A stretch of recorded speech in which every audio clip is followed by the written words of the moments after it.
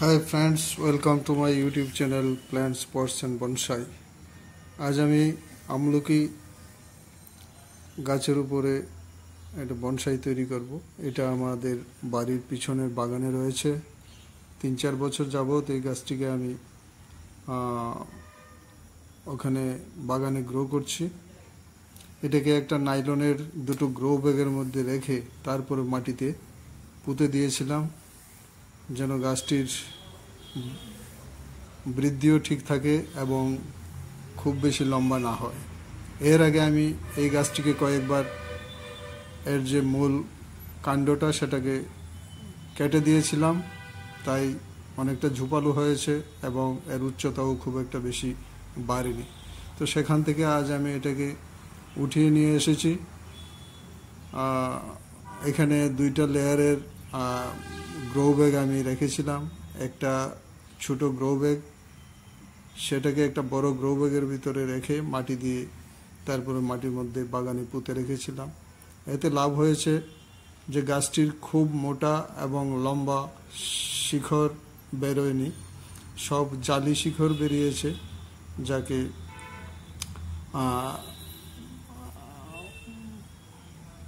সরু মূল এগুলি প্রচুর বেরিয়েছে। তো বনসাই করার জন্য যে মোটা এবং লম্বা যে মূলগুলি হয়, মাটির অনেক গভীরে চলে যায়, সেই মূলগুলি কোনো কাজে আসে না। আর যত ফাইন রুটস, সরু সরু যত মূল বেশি বেরোবে সেই গাছের বনসাইয়ের জন্য ভালো, কারণ প্রচুর থিন রুটস থাকলে সেগুলি এই সরু মূলগুলি গাছকে প্রকৃত খাবার সংগ্রহ করে দেয়। আর যে মোটা এবং অনেক গভীরে যায় সেটাকে গাছকে ধরে রাখার জন্য, গাছকে শক্তপোক্তভাবে মাটির সঙ্গে আঁকড়ে থাকার জন্য এই মূলগুলি তৈরি হয়।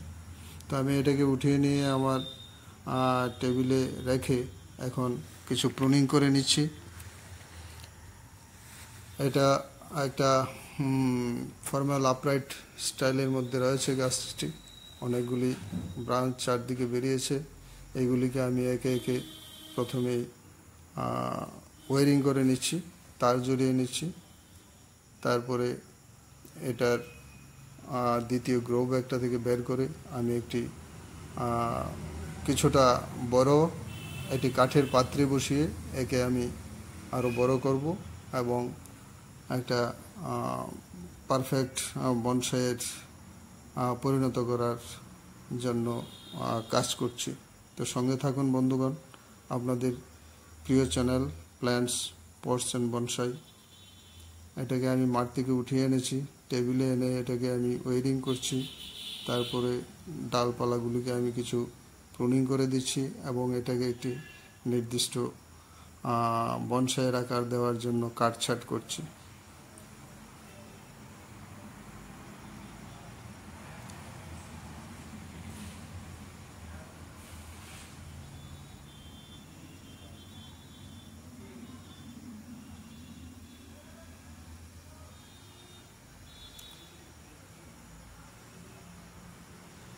বনসাই করার জন্য কিছু কম সময়ের মধ্যে গাছের কাণ্ডকে মোটা করতে হলে, তো আমার এই গাছটি দিয়ে আমি বলছি যে সেটাকে কোনো একটা নাইলনের গ্রো ব্যাগের মধ্যে রেখে তারপরে এটাকে মাটিতে পুঁতে রাখলে সেই রুটগুলি, রুট বলটা খুব সুন্দর হয় এবং সরু সরু প্রচুর মূল তৈরি হয়, যেটা গাছের বৃদ্ধির জন্য খুব কাজ করে এবং খুব বেশি মোটা এবং লম্বা মূল তৈরি হতে দেয় না এই নাইলন ব্যাগ।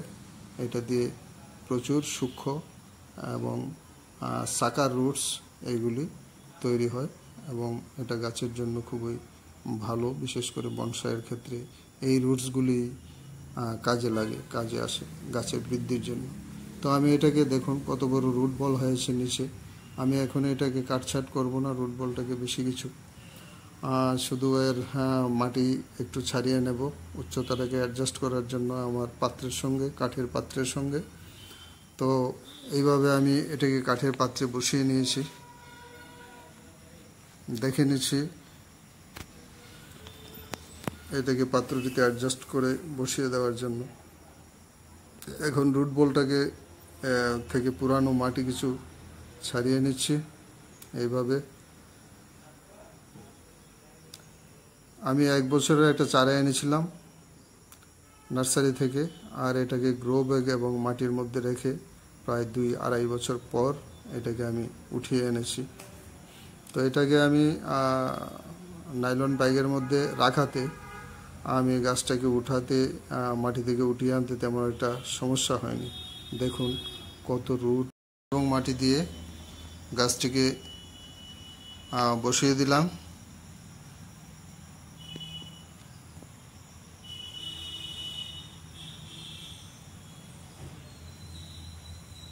আমি আমলকি বা আমলা গাছটিকে বাগানের মাটিতে গ্রো করে তারপরে একটি পাত্রে এনে এর থেকে বনসাই তৈরি করছি।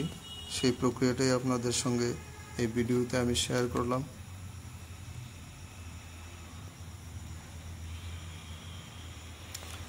আশা করি আমার এই কর্মপদ্ধতি আপনাদের ভালো লাগবে।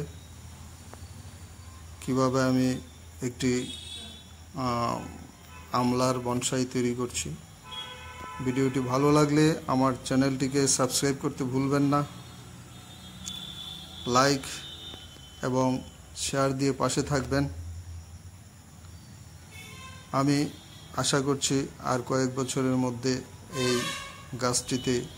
গাছটি আরও ঝোপালো হবে এবং এতে আমলকির ফুল ফুটবে এবং থোকা থোকা প্রচুর আমলকি বা আমলা ধরবে। তখন দেখতে কি সুন্দর হবে সেটাই আমি মনে মনে কল্পনা করছি। যাই হোক, আমার কাজটা আমি শেষ করে এনেছি। গাছটিকে ঠিকঠাক বসিয়ে দিলাম। এর চারদিকেই ডাল বেরিয়েছে। তো এই গাছটাকে এইভাবে আমি ফ্রন্ট হিসাবে রাখবার চেষ্টা করব। নমস্কার, ভালো থাকবেন।